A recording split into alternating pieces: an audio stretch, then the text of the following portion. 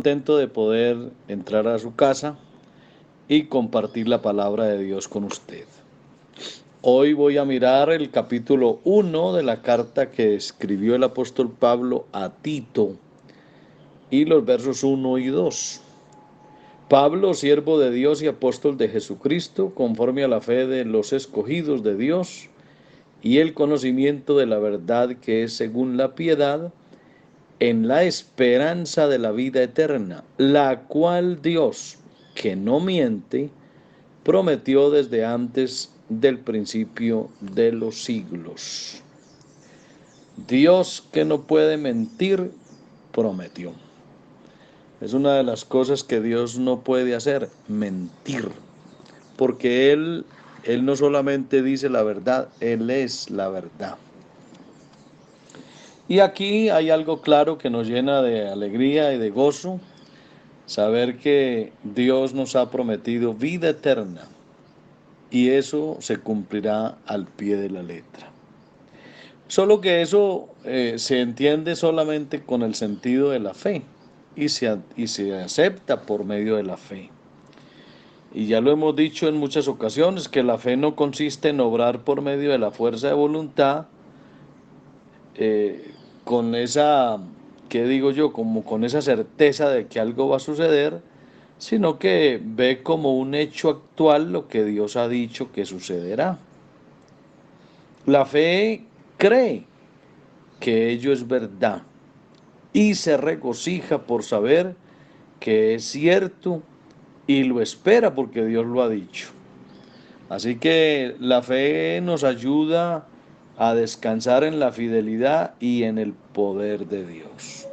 Está uno supremamente tranquilo cuando aprende a descansar en la fidelidad de Dios. Eso lo llena uno de alegría, de entusiasmo, de sosiego, de tranquilidad, de calma. Saber que es Dios el que lo prometió y que Él no miente. La fe convierte una promesa en una profecía. Es decir, lo que Dios a mí me promete, prácticamente la fe lo transforma en una profecía, en algo que ya salió de la boca de Dios y así va a ser. Mientras lo que Dios dice sea meramente una promesa, eso dependerá de nuestra cooperación. Pero cuando la fe ya lo reclama, entonces ahora eso que era una promesa se convierte en una profecía. Y sentimos que ello es algo que necesariamente tiene que hacerse porque Dios no puede mentir. Yo te quiero invitar hoy a que conviertas las promesas de Dios en profecías. Y tú sabes que la profecía de Dios, eso se cumple a la perfección. La profecía es la palabra de Dios y dice la misma Biblia que pasará el cielo y la tierra, pero su palabra o su profecía no va a pasar. Así que qué bueno que entiendas eso, que las promesas se tienen que volver profecías y se espera que se cumplan, porque las profecías normalmente son para un tiempo futuro, en el mediano plazo o en el largo plazo, pero son profecías que se van a cumplir. Uno a veces oye a algunos orar por más fe, pidiéndole a Dios más fe, pero cuando uno los escucha cuidadosamente y escucha bien lo que están orando o pidiendo, uno encuentra que aquí no es fe lo que desean, sino un cambio de la fe en cosas visibles. Es decir, la fe no dice, Dios debe haberme mandado esto porque ello es bueno para mí, sino más bien, Dios me lo ha mandado, así que necesariamente ello es bueno para mí. La fe entiende el lenguaje de Dios. La fe acepta lo que Dios manda. La fe valora lo que se recibe de Dios y se entiende perfectamente. Por eso la fe caminando con Dios en la oscuridad solo pide a Él que nos agarre la mano más estrechamente y ya. Yo voy por un sendero oscuro y lo que necesito es aferrarme de la mano del que me guía y voy supremamente tranquilo. Hace un tiempo leí por ahí una estrofa de un pequeño poema que de verdad es lindísimo. Dice, nada te turbe, nada te espante. Todo se pasa, Dios no se muda. La paciencia todo lo alcanza. Quien a Dios tiene, nada le falta, solo Dios basta. Hermosas palabras que nos enseñan a estar tranquilos y a confiar siempre en Dios.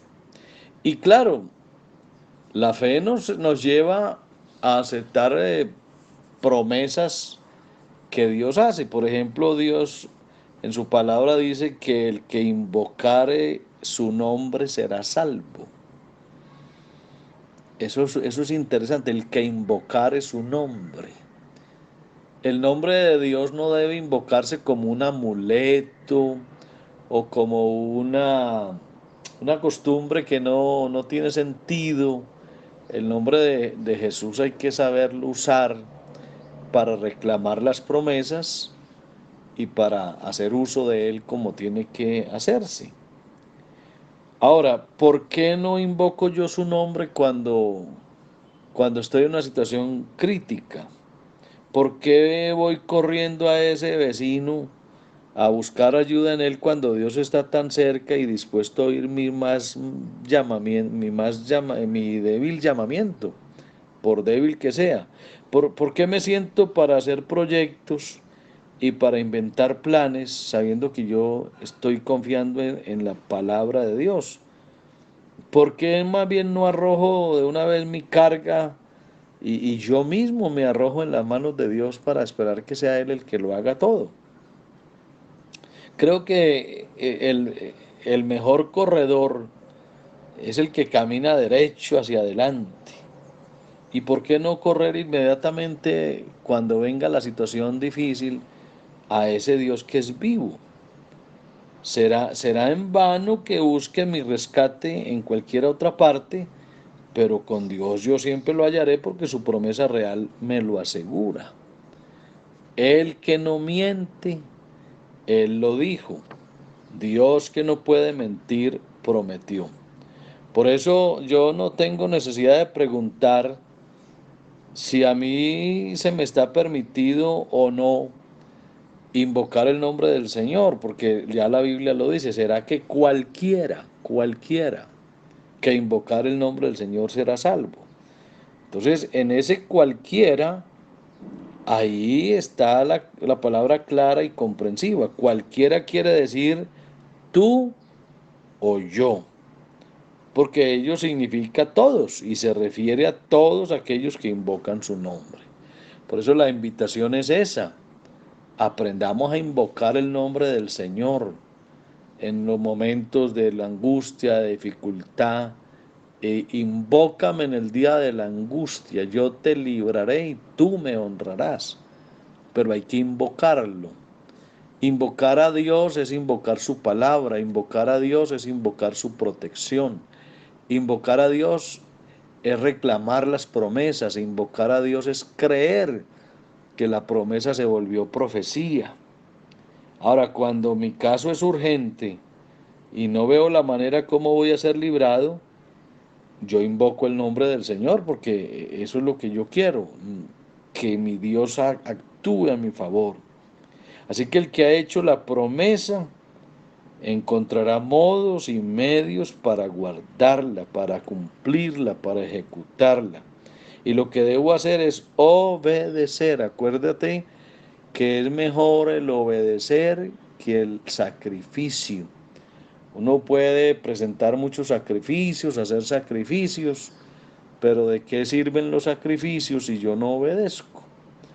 Usted puede hacer una cantidad de cosas que le cuestan mucho trabajo, pero si a la larga no obedeces, de nada te sirve el sacrificio. Acuérdate de Saúl, que quiso hacer un sacrificio, pero lo hizo en desobediencia y eso se le convirtió en un problema.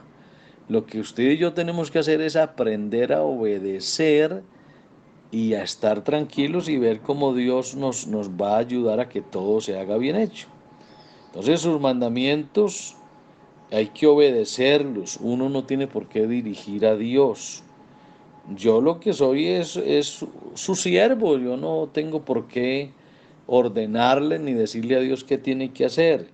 Más bien, yo lo que tengo que hacer es llamar en su nombre. Si llamo en su nombre, Él me va a librar.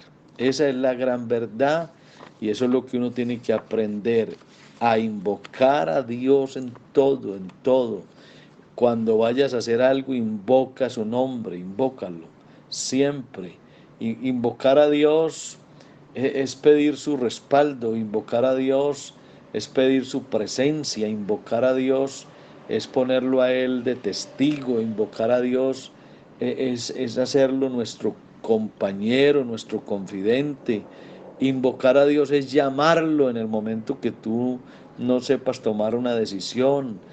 Invocar a Dios es pedirle que actúe cuando ya tú y yo no podemos hacer nada. Entonces, invócame, invócame. El Señor dice, invócame, que yo te oigo y yo te libro. Y eso lo dijo el Señor como una promesa. Acuérdate entonces, convierte esa promesa en una profecía y no se te olvide nunca que Él siempre está ahí. Te repito la estrofa del poema aquel hermoso. Nada te turbe, nada te espante, todo se pasa, Dios no se muda, la paciencia todo lo alcanza, quien a Dios tiene, nada le falta, solo Dios basta. Que el Señor les bendiga, hermanos queridos, y nos volveremos a encontrar próximamente. Un buen día para todos.